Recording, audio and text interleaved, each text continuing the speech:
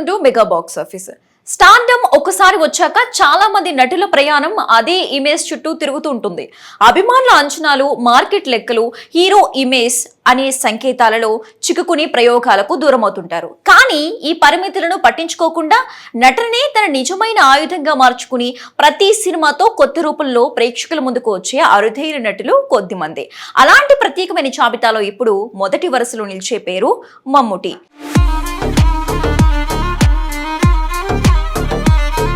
Commercial cinema అయినా సరే, పూర్తిగా కళాత్మక చిత్రమైనా సరే, కథ బలంగా ఉంటే చాలు, పాత్ర ఎంత క్లిష్టమైనా సరే మమ్ముటి అక్కడ ఉంటారు. హీరోగా కాకుండా నటుడిగా తనను తాను నిరూపించుకోవటమే ఆయన సినీ ప్రయాణ లక్ష్యం. 5 దశాబ్దాలకు పైగా సాగిన ఈ ప్రయాణంలో మలయాళం, తెలుగు సహా పలు భారతీయ భాషల్లో దాదాపుగా 400కు పైగా సినిమాలు నటించి తనదైన ముద్ర వేశారు. సినీ రంగానికి చేసిన అపార సేవలకు గాను కేంద్ర ప్రభుత్వం ఇప్పుడు ఆయనకు పద్మభూషణ్ పురస్కారాన్ని ప్రకటించింది. ఈ సందర్భంలో మమ్ముటి సినీ ప్రయాణాన్ని ఒకసారి వెనక్కి తిరిగి చూస్తే అది ఒక నటుడి తపనతో నిండిన జీవన గాథలా కనిపిస్తోంది. నార్మల్ గా ఒక సామెత, వైన్ అంటారు కదా, వాటర్ లో ఏది కలిపినా ఆ ఫ్లేవర్ వస్తుంది అన్నట్లు మమ్ముటి కూడా ఏ పాత్రలో కనిపించినా అదే క్యారెక్టర్ లో జీవిస్తారు. మలయాళ చిత్రసీమలో సూపర్ స్టార్ గా ఎదిగిన ప్రయోగాల పట్ల ఆయన ఆసక్తి ఎప్పుడూ తగ్గలేదు. బ్రహ్మయుగంలో భయంకరమైన రాక్షసుడిగా ప్రేక్షకులను వణికించిన కాతల్ది కోర్లోగే పాత్రలో ఎమోషన్స్ పలికించిన కలంకావల్లో సైకో కిల్లర్ గా తెరపై ఊపిరి ఆడనివ్వని నటనను చూపించిన ఆ పాత్రకు మమ్ముటి తప్ప ఇంకెవరూ ఊహించలేని స్థాయిలో మెప్పించారు.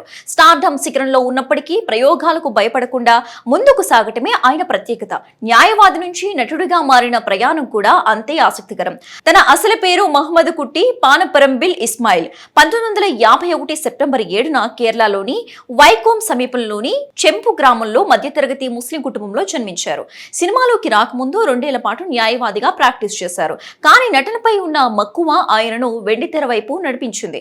1971లో అనుభవంగల్ పాలీచకల్ చిత్రంలో చిన్న పాత్రతో మొదలైన ఆయన సినీ ప్రయాణం 1980లో వచ్చిన విల్కనుండు స్వప్నంగల్ తో కీలక మలుపు తిరిగింది. ఆ తర్వాత మమ్ముటి వెనతిరిగి చూసే అవకాశం లేకుండా మలయాళ చిత్రసీమలో తనకంటూ ప్రత్యేక స్థానం సంపాదించారు. అంతేకాకుండా విభిన్న పాత్రలతో నటన వైదుష్యాన్ని చాటారు. డాక్టర్ బాబాసాహెబ్ అంబేద్కర్ పాత్రలో ఆయన చేసిన నటన భారతీయ సినీ చరిత్రలో నిలిచిపోయే అధ్యాయం.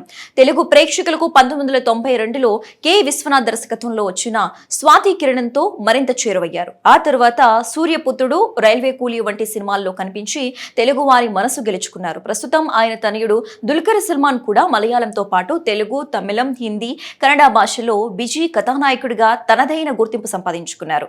అవార్డులు, గౌరవాల విషయానికి వస్తే మమ్ముటి ప్రయాణం మరింత గొప్పగా కనిపిస్తోంది. ఉత్తమ నటుడిగా 3 జాతీయ అవార్డులు, 10 కేరళ రాష్ట్ర అవార్డులు, 11 కేరళ ఫిలిం క్రిటిక్స్ పురస్కారాలు, 15 ఫిలింఫేర్ అవార్డులు ఆయన ఖాతాలో ఉన్నాయి. 1998లో పద్మశ్రీ అందుకున్న మమ్ముటి ఇప్పుడు పద్మభూషణ్ తో మరో అరుదైన గౌరవాన్ని తన పేరున చేర్చుకున్నారు. ఇది కేవలం ఒక నటుడికి లభించిన పురస్కారం కాదు, నటనను జీవితంగా భావించిన ఓ కళాకారునికి దక్కిన గౌరవంగా సినీ ప్రపంచం గుర్తించుకుంటుంది.